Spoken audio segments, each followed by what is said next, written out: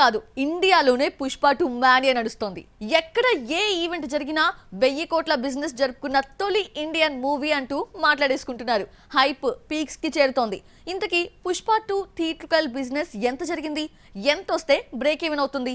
What's the story? ఇండియాలో ఏ cinema కూడా ఇంతవరకు 1000 కోట్ల ప్రీ రిలీజ్ బిజినెస్ జరుపుకోలేదు. ఈ విషయాన్ని నిర్మాతలే చెప్పేశారు. అయితే ఇందులో వరల్డ్ వైడ్ థియేట్రికల్ బిజినెస్ తో పాటు ఓటీటీ, శాటిలైట్, ఆడియో రైట్స్ కూడా ఉన్నాయి.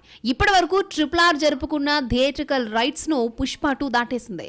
RRR world wide theatrical rights 450 కోట్లు కమ్ముడైతే 614 కోట్ల షేర్, 1152 కోట్ల గ్రాస్ తీసుకొచ్చింది. RRR తర్వాత ఎక్కువ బిజినెస్ జరుపుకున్న సినిమా కల్కి. ప్రపంచవ్యాప్తంగా 370 కోట్లకు అమ్ముడైతే 519 కోట్ల షేర్, 1018 కోట్ల గ్రాస్ తీసుకొచ్చింది.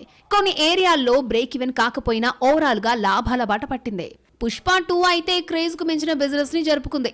ఇప్పటి వరకు పుష్ప పేరు మీద ఉన్న 450 కోట్ల థియేట్రికల్ రైట్స్ దాటేసి 617 కోట్లకు అమ్ముడైంది.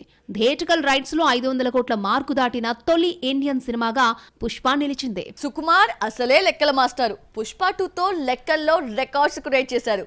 617 కోట్ల బిజినెస్ అంటే మాటలు కాదు. సినిమా హిట్ అనిపించుకోవాలంటే ముందు పెద్ద టార్గెటే ఉంది. ఫస్ట్ డే 300 కోట్ల గ్రాస్, 160 కోట్ల షేర్ వస్తుంది అని చిత్ర వర్గాలు అంచనా వేస్తున్నాయి. పుష్ప బిజినెస్ తో పోల్చుకుంటే పుష్ప 2 రేంజే వేరు. అసలు తగ్గేదే లేదన్న మేనరిజం బిజినెస్ లో నిజమైంది. పుష్పను కేవలం 145 కోట్లు కమ్మితే 185 కోట్ల షేరు, 360 కోట్ల గ్రాస్ వచ్చింది. First part pan India hit కావడంతో పుష్ప 2 పై హైప్ క్రియేట్ కామన్ అయినా 617 కోట్ల బిజినెస్ జరగడం షాక్ ఇస్తోంది.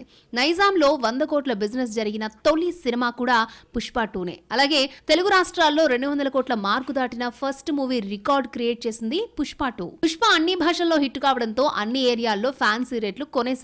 కర్ణాటక 32 కోట్లు, తమిళనాడు 52 కోట్లు, మలయాళంలో 20 కోట్లు, ఓవర్సీస్ లో 100 కోట్లు, హిందీ, రెస్ట్ ఆఫ్ ఇండియాలో 200 కోట్ల బిజినెస్ జరుపుకుంది.